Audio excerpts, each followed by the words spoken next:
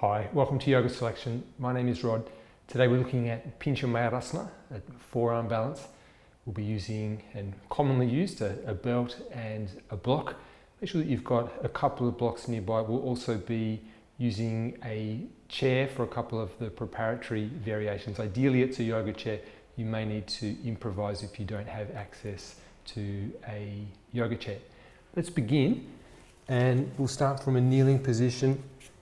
Let's bring our hands to the wall, fingers spreading, and slide your hands right down the wall so that the heel of the hand comes all the way to the floor. Looking at your hands, check that your wrists are shoulder width apart. Again, just check that the fingers are spreading, the fingers fanning apart, including the thumbs. And often the difficulty here is getting the inner wrist, the thumb side of the wrist, to come all the way down to the floor. So let's initially prioritize that movement. Slide the inner wrist, press it firmly down into the floor. And as you do that, you'll probably notice that your elbows are inclined to splay out a little, to get wider. So check that.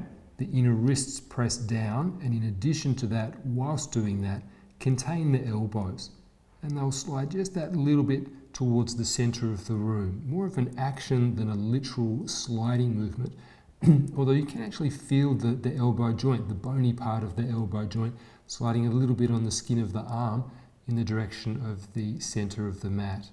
Feel how, as that occurs, it gives a nice support and lift to the shoulders. Your upper arm bones, they lean back a little into the body, away from the wall.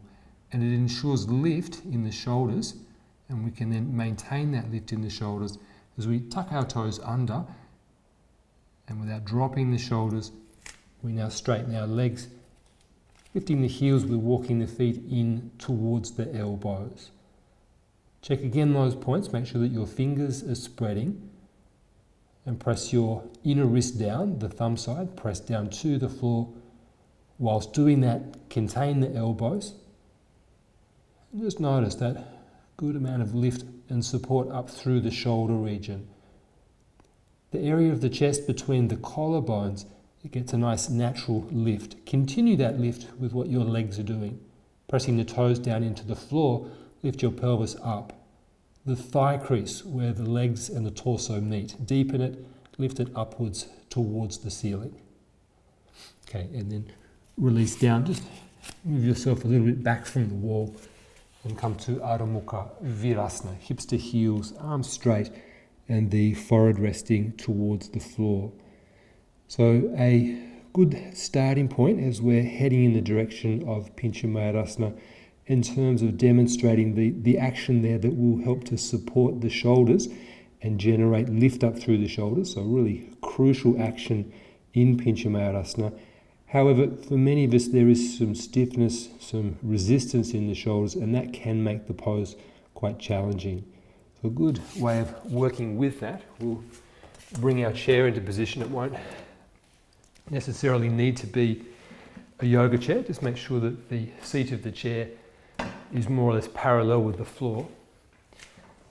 Take the yoga block. We'll be gripping the yoga block between the hands and the wrists. So half of the block is in the palm of the hand, the other half of the block in the inner wrist area. To get the inner wrist to actually make contact with the block, it might initially be necessary, as I'm doing here, to flex the fingers, the hands out to the side. Once you've got that firm grip with the inner wrists, we want to maintain it and straighten the fingers. We'll be placing our elbows, holding the block this way, placing our elbows on the seat of the chair. So that the chair doesn't slide away from you. Good if the two of the front feet there are actually on the yoga mat, because you will be needing to let your body weight lean onto the chair. You don't want the chair to slide away from you. Equally, you need to give yourself enough room away from the wall so that you can, as I'm doing now, come down to kneeling and walk your knees back. Starting point can be with your forehead resting onto the seat of the chair, but ideally we'll be able to then let the head come off the seat of the chair and hang down into the space there between the upper arms. So I'll give you a moment just to find that position. Your knees are more or less directly underneath the pelvis. If we have the knees further back, it's a little more extreme on the shoulders. If we bring the knees in a bit closer to the chair, it makes it just that little bit easier for the shoulders. But the objective of the pose is to highlight potential tightness around the shoulder region and to help to improve mobility in that area. Bring your attention first of all to your fingers. Make sure that the fingers are actively, consciously spreading apart. Without losing that, squeeze the inner wrists against the block. Now, as I mentioned, we are allowing our body weight to lean down onto the chair through the elbows. So there needs to be that sense of letting the body weight release and being propped up by the chair. Don't confuse that though with allowing the elbows to splay out. So again, that subtle action, it's something that you'll feel from the inside more than someone will see externally from the outside. But the elbow joint, each one, the bony part, it slides a little bit on the skin of the arm towards the center line of the pose, towards the center of the seat of the chair. Still, we want to make sure that we're allowing the body weight to rest down into the chair, and where the upper arm bone joins the shoulder, both sides there, when the upper arm bones join the shoulders, releases downwards towards the floor. Don't confuse that with sinking in your lower back. So from the elbows to the pubic bone, we're lengthening back towards the wall behind, away from the chair. But that's matched with the back of the pelvis also moving away from the chair towards the wall behind. When you get both of those actions, the pubic bone and the back of the pelvis moving away from the chair, you'll feel that the navel, quite naturally, it sits up a little towards the spine, and it ensures that we're not sinking into the lower back. And it just checks that we're getting that shoulder opening aspect of the pose.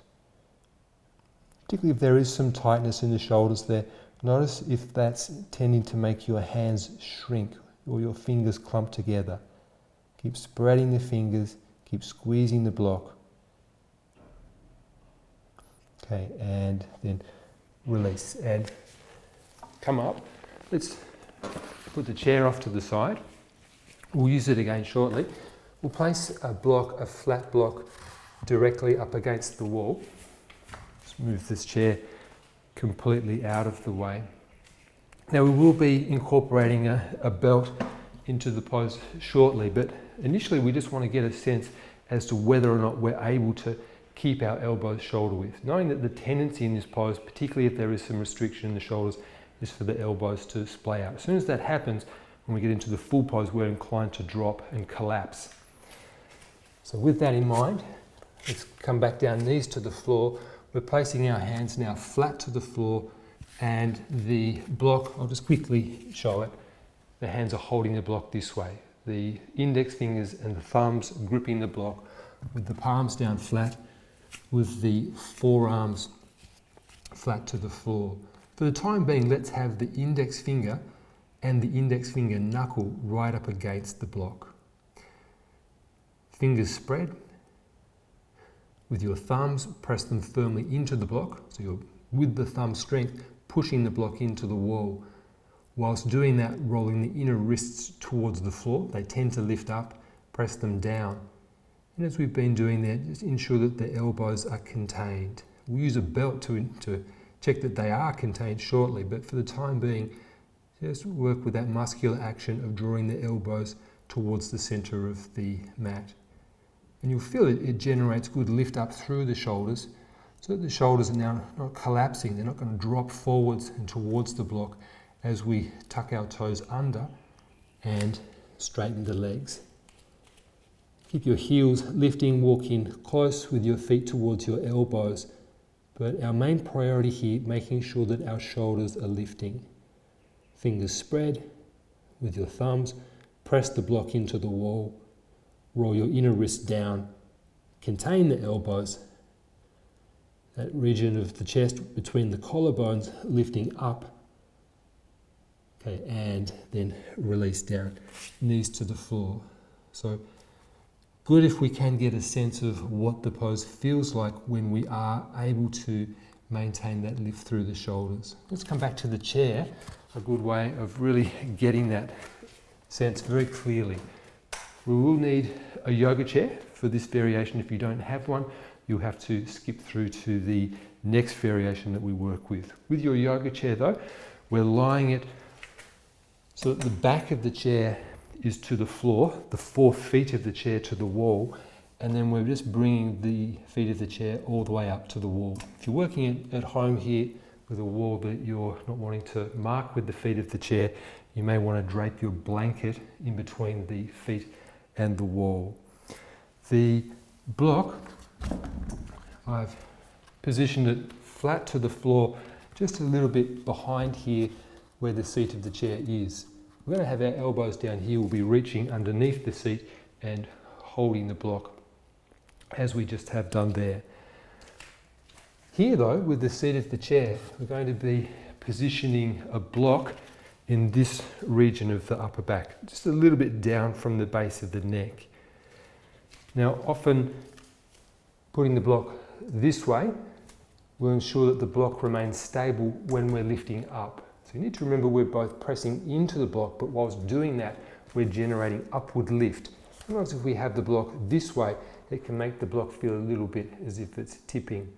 Particularly for taller people with broader shoulders, this way of having the block can feel good. It can feel as if it generates good lift.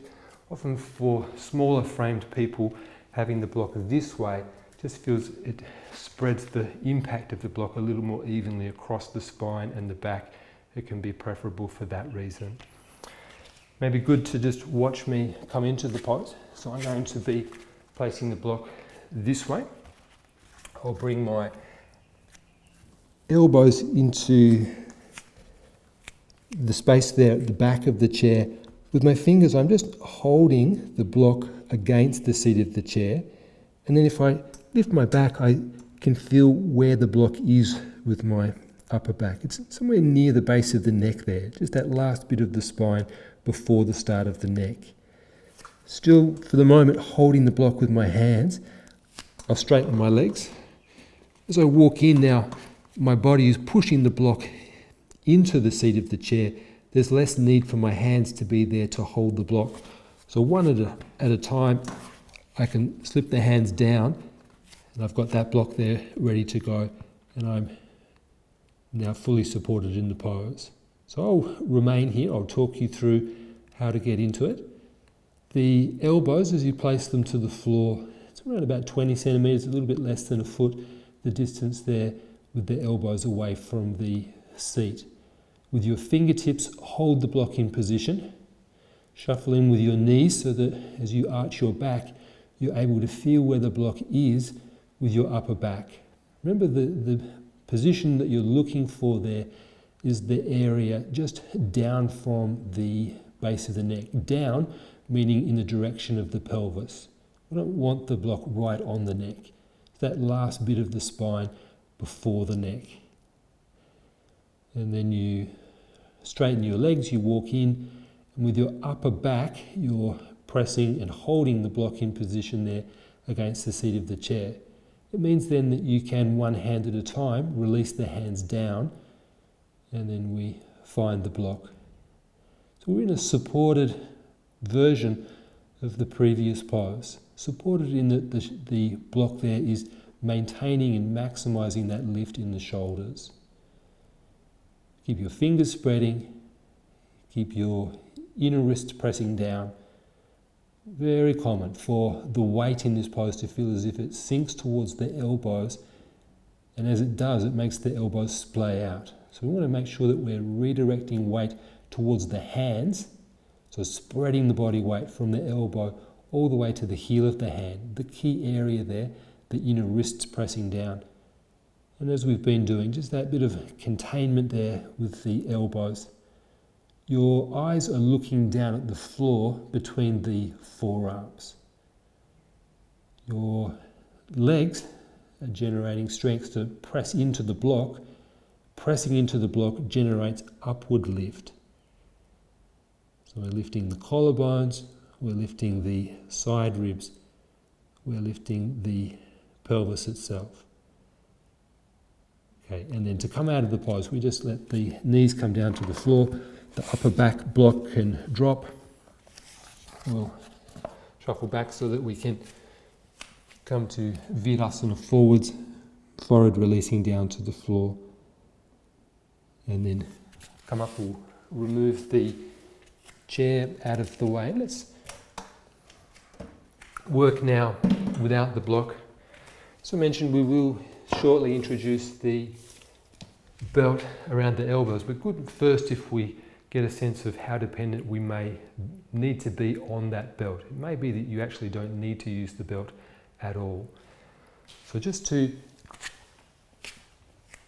consolidate some of those key actions, the main action we're looking to consolidate, that one of lifting through the shoulders. The shoulders are dropping when they do this, when they push forwards and downwards. When there's a good lift in the shoulders, there's a slight lean in the upper arm. It leans back a little in the direction of the pelvis. Something that is an action that really helps with that is the sense of the biceps rotating in an outward direction. Now we can get a little bit of that sense with our hands pressing down flat to the floor, but to make it very clear, let's turn the hands now the other way so that our palms are facing upwards and the thumbs are now pointing outwards. Still, you've got your wrists shoulder width, your elbows shoulder width, and set up that arm position so that the shoulders just a little bit back from where the elbows are, back towards the wall behind. Now already, before we even straighten the legs, particularly if there's some tightness in the shoulders, we can feel that difficulty in keeping the tip of the thumb down to the floor. Ignore the tip of the thumb, be more interested in the thumb side of the wrist. Press down there, and as a consequence of pressing down there, you'll feel then that the tip of the thumb comes down. But work from the wrist itself, not so much from the thumb. Spread your fingers, and pressing the thumb side of the wrist down, tuck your toes under, straighten your legs, and lift your hips up. As your hips lift, you'll probably feel that the thumbs have more difficulty in keeping to the floor. Thumb side of the wrist press down, contain the elbows, and feel it. The biceps turn out.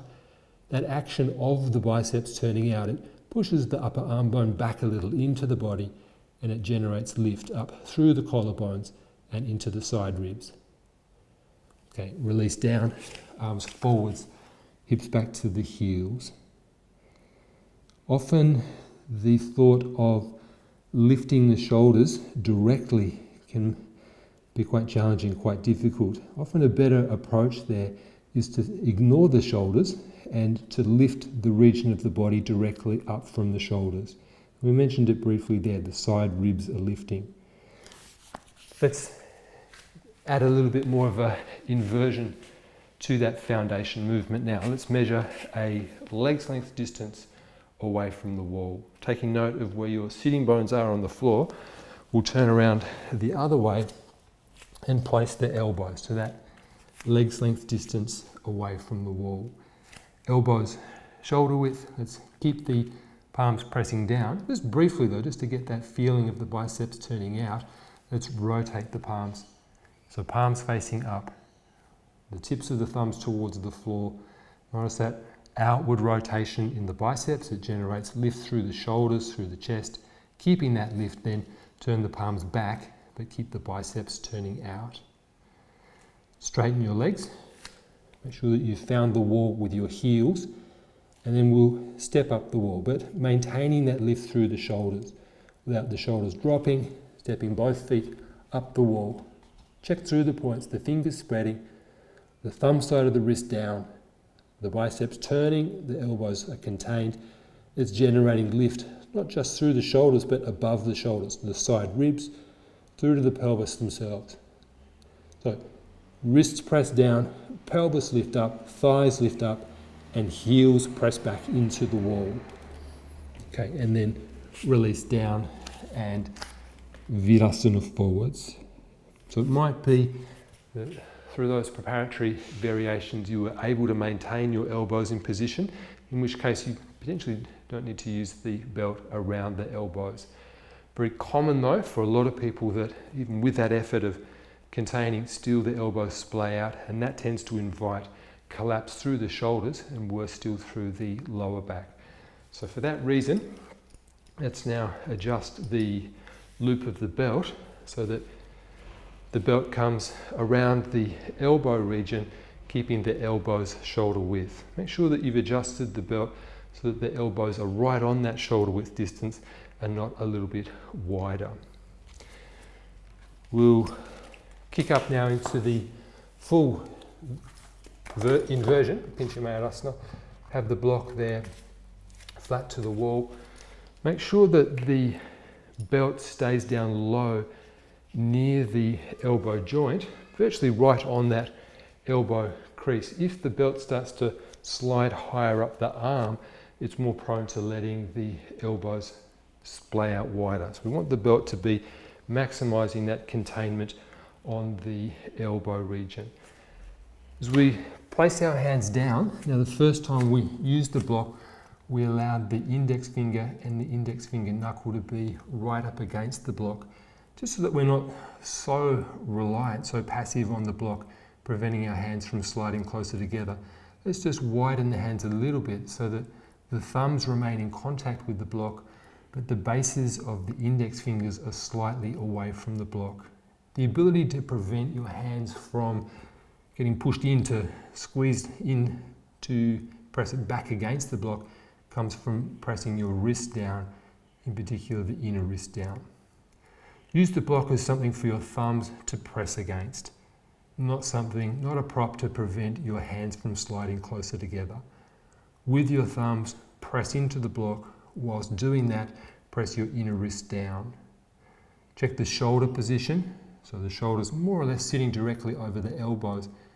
As we now straighten our legs, we want to bring the shoulders back a fraction. So there's a very slight incline in the upper arm coming back into the body away from the wall. As we tuck our toes under and straighten the legs, we then walk in and we'll kick up. Once both feet are to the wall, check again that the fingers are spreading. Make sure that the hands have remained in position without sliding into the edges of the block. So the thumbs press the block into the wall, the inner wrists press down to the floor. We're containing the elbows. Don't be too reliant on the belt.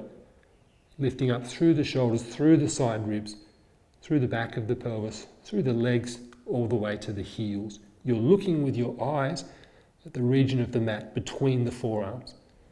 Okay, and then release down. Virasana forwards. Whilst we stay in Virasana forwards, I'll give you that mental picture of what tends to happen, particularly if there is some restriction in the shoulder mobility, that the pose tends to hang into the lower back. The weight of the legs, the pelvis tend to collapse down into the lower back. It tends to push the lower front ribs out. Now that's particularly common if we're allowing our body weight to sink, to collapse passively towards the elbow region. As soon as it does that, it creates a void. The front ribs protrude out, the lower back bends, and the weight of the legs collapses down onto the lumbar spine, potentially in an uncomfortable position for the lower back. So important that we're very clear on what it feels like to maintain an upward lift throughout the whole body in the pose. And a really good way of getting that sense is to elevate your elbows. And we can do that by rolling our yoga mat up, and we can roll the yoga mat completely up. I've got one here ready to go. So, and we'll just place that rolled mat. Now if you don't have a second mat ready as I have, you literally just roll your yoga mat that you're practicing on, and you have your block still up against the wall, and judging the distance that the rolled mat needs to be so that your elbows are securely onto it. when you're bringing your hands into position. Now the option here of using the belt, and if it feels a little unstable, a little unfamiliar, having that bit of elevation under the elbows, I would recommend keeping the belt. Of course, at some point we want to dispense with the belt and the block altogether, so we don't want to become too reliant on any of those props. If you need them, make sure that you're keeping them there. So the elbows elevated. Again, we're holding the block more with the thumbs. It's not a support to prevent the hands from sliding together. Try to leave a bit of a gap between the index fingers and the block. With your thumbs, you're pressing the block into the wall. It helps to generate that lift up through the shoulders. Make sure that your biceps are turning out and the elbows, the bony elbow joint being contained, hitting more the skin of the inner arm, the thumb side, the inner arm. As you then straighten your legs. Now, I'll just preempt before we kick up into the pose. When we do kick up into the pose, so normally we're looking down at the floor between the forearms, and we'll get there eventually, but initially we'll be looking in towards the center of the room, a little bit more like a headstand position for the head. For some people, the top of the head might lightly touch the rolled yoga mat. For others, it will be completely off, but we'll be looking towards the center of the room. Just be ready for that.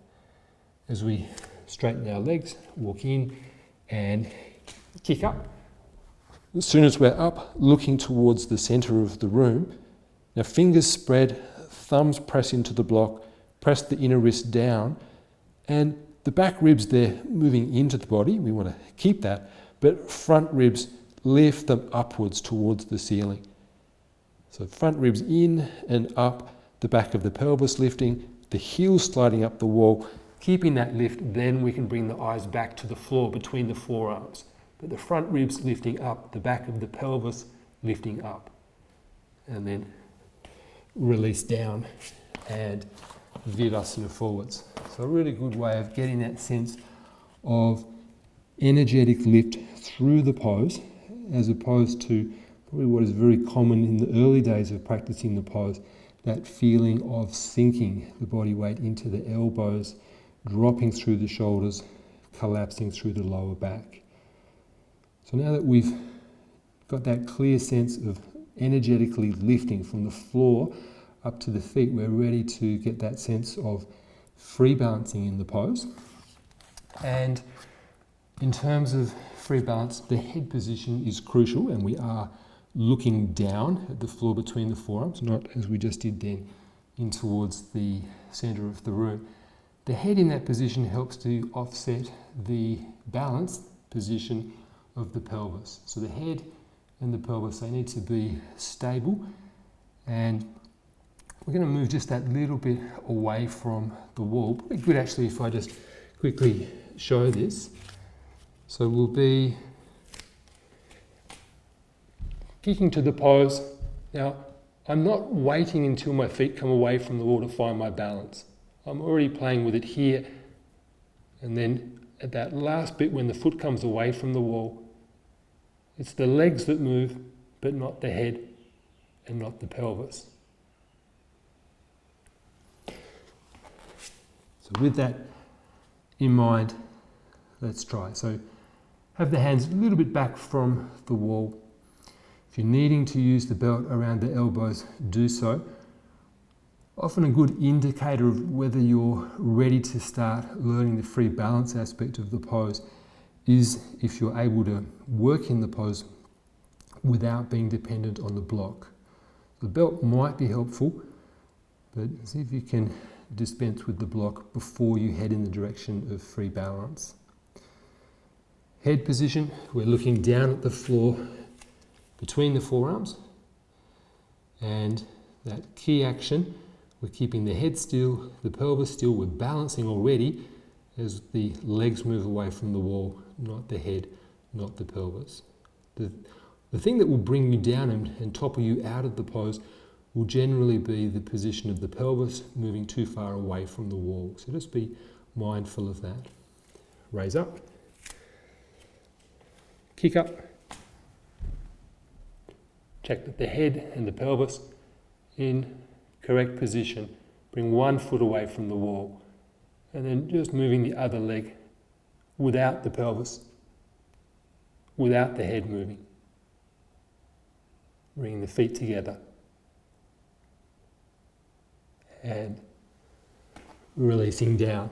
So lots to work with there in terms of consolidating the free balance, but that gets you in that direction, and hopefully this tutorial has been helpful with your practice of Pincha Mayurasana. Thank you for practicing with Yoga Selection.